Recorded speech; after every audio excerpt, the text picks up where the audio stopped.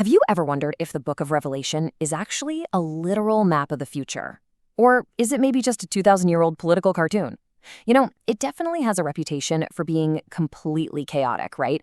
Filled with terrifying beasts, massive plagues, and literally cosmic destruction. But here's the thing. At its absolute core, its foundational premise isn't about fear at all. It's actually all about hope. Welcome to this explainer. Today, we're totally decoding the book of Revelation, and we're basing this on a really fascinating academic lecture by biblical scholar Dr. Ted Hildebrandt. I'm going to give you a safe, highly organized roadmap to help demystify this incredibly ancient and honestly often misunderstood text. We've got a lot of ground to cover, so here's our agenda. First, linear time and hope. Second, decoding apocalyptic literature. Third, 4 ways to read it. Fourth, echoes and plagues. Fifth, the millennial debate. And finally, number 6, wisdom, action, and hope. Don't worry, we are going to systematically decode this whole complex topic together. So let's jump right into section 1, linear time and hope, moving toward a climax. To truly grasp what Revelation is doing, we've got to establish its foundational worldview. And this brilliantly illustrates the difference. Look over on the left at secular history. This is the idea that life just repeats, day in and day out, ultimately just returning to dust. It can feel pretty meaningless, right? But then on the right, we have linear history. Now, this is the biblical view. It has a definite beginning back in Genesis, a middle where we are right now, and a highly hopeful, definitive climax or end. This linear trajectory means that our daily decisions actually matter because history is actively moving toward an ultimate beautiful resolution. Moving right along to section 2, decoding apocalyptic literature, the 5 features. You see, Revelation isn't just one single type of writing. It's actually a letter to 7 historical churches, it's a prophecy, and crucially, it's an apocalyptic literary genre. So we really need a proper decoder ring for it. Okay, let's dive into this. Here are the 5 key features of how apocalyptic literature actually works. First up, symbolism. You literally cannot read it strictly literally. The text explicitly tells us that things stand for other things, like lampstands equal churches. Second, angelic mediators. You're going to constantly see angels acting as tour guides, basically, to explain the narrative. Third, visions and dreams. Fourth, cosmic scope. The events here involve the entire universe and the actual end of the world. And fifth, dualism. There's a sharp, undeniable divide between the forces of good and evil. Now, to anchor this kind of abstract literary genre, scholar David Mathewson uses a highly relatable analogy. He compares apocalyptic literature to a political satire or a political cartoon. It uses contemporary, highly recognizable symbols to make a comment on current events and rivalries. Think about it this way. If you had someone draw an elephant and then a donkey kicking the elephant in the face, what happens 100 years from now? Is it possible people would forget what they stood for? In our modern context, we immediately know what political parties those animals represent, right? But future readers, they might be completely baffled. And this perfectly explains why ancient symbols in Revelation confuse us so much today.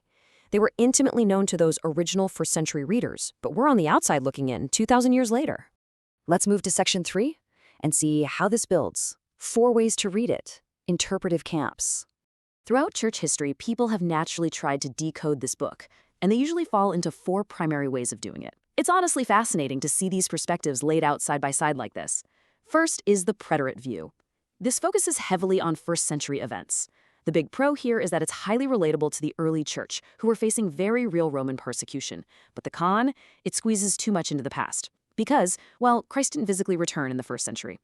Next is the idealist view. This one focuses purely on spiritual truths, which is fantastic for lifting our thoughts to God's cosmic character. However, it kind of completely disconnects the text from actual historical events. Third, we have the historical view, which treats the book as a continuous timeline of church history. It's neat to connect prophecies to major events, like Rome falling, for instance, but it's highly speculative.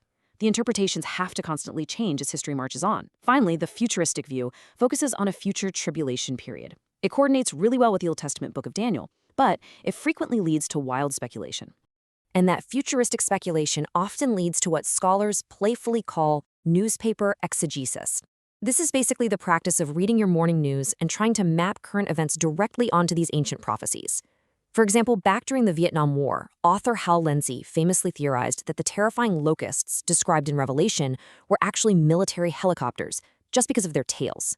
Today, people might speculate about microchip tracking systems. It's a super easy trap to fall into. Moving to Section 4, Echoes and Plagues, the Old Testament Roots. Listen, if there is one massive takeaway for interpreting this text, it's that the book of Revelation simply cannot be understood without the Old Testament. The author heavily recycles major Old Testament themes and images to structure the whole narrative. We see visions of God's temple and the Ark of the Covenant appearing in heaven. The text warns against the teachings of Balaam, which is a direct callback to the book of Numbers. It brings back the Tree of Life, which, remember, we haven't seen since the Garden of Eden in Genesis.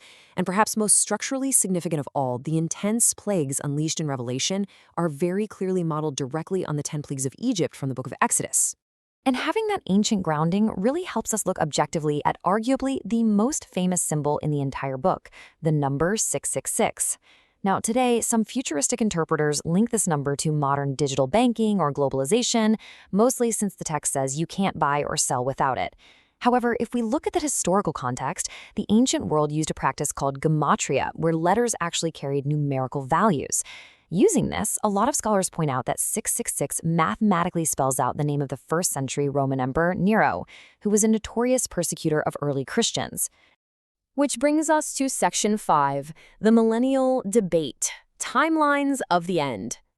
Now, what's really interesting about this slide is this specific number. This brings us to a major theological crossroads found in Revelation chapter 20. It speaks of a 1,000-year period, commonly known as the millennium, where Satan is bound and Christ reigns. But how literal is this number, and when exactly does it happen? Well, as you might guess, that is heavily debated.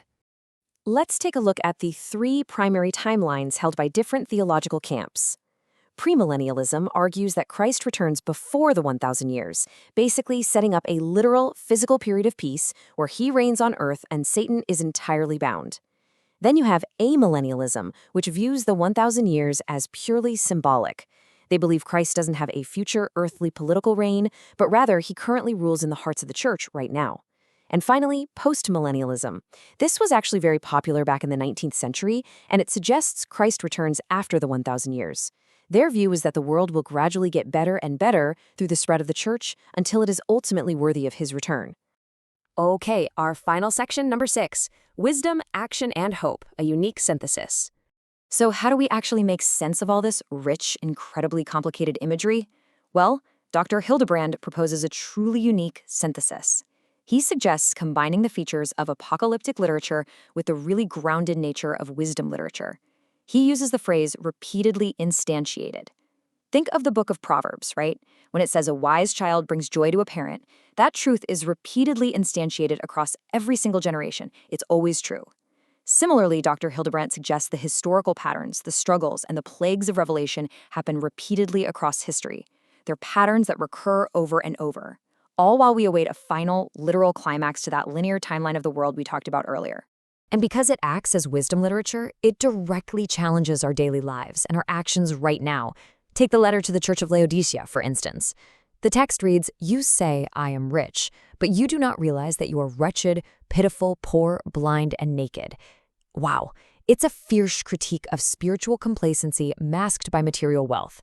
It really forces the reader to examine their own present-day ethics.